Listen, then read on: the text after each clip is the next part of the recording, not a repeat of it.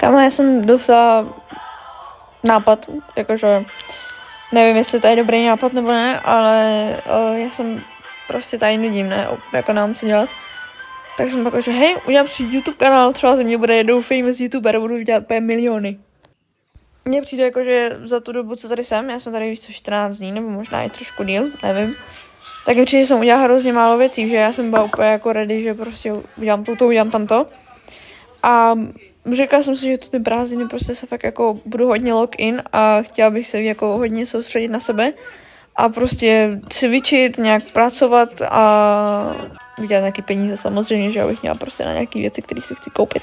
A tak přemýšlela jsem si koupím třeba časem, když budu mít na to love, tak si koupím ten notebook, že bych měla novej, protože ten tam starý se mi hrozně seká už.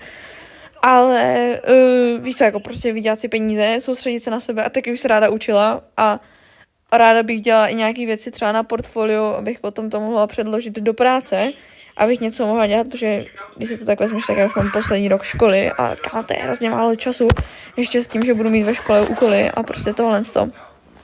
Takže mám hrozně málo času. A mě celkově přijde, že mám hrozně málo času, jakože ten čas hrozně rychle utíká a přijde jako, že na tebe jako prostě ten čas hrozně tlačí a já ani nevím jakoby ve finále, co chci vlastně v životě dělat.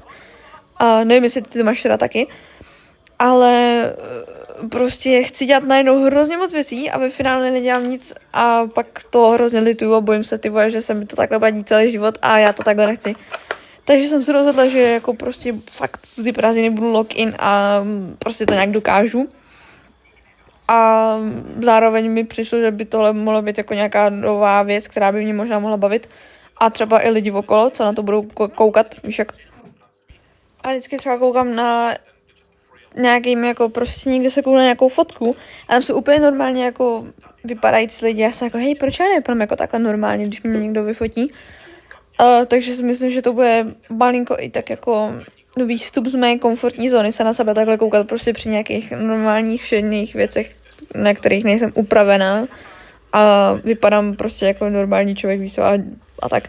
A já bych tam chtěla dát jako věci, které jsou taky jako co moc na internetu nevíš, prostě jako chápeš, jakože real life, co se prostě děje, když všechno prostě, nic jako, nechci tam úplně dát nějaký perfektní záběry, já bych tam prostě chtěla dávat něco jakože fakt jako be real, jo, víš jak. Takže, no, něco takového asi. Ale zase bych z toho nechtěla dělat jako nějaký jako vlogy, nebo nějaký vlogerský YouTube kanál. Bych tam prostě chtěla dávat něco random, když se mi třeba něco stane, víš jak, tak to tam dát. A já ani nevím, proč říkám furt víš jak, já vůbec neumím mluvit, já tady hrozně jako výplňových slov, to je hrozný. Já se to odnaučím, já ti říkám, tenhle rok já se to prostě odnaučím. Jo. To je můj plán, prostě já budu lock-in a všechno změním, i když mi je 18 a nemám prostě tolik peněz a nebydlím tamhle a tamhle, já to prostě změním a říkám ti, že za 2 roky budu milionář a budu cestovat po celém světě. Tak a je to a budu nejvíc famous na světě.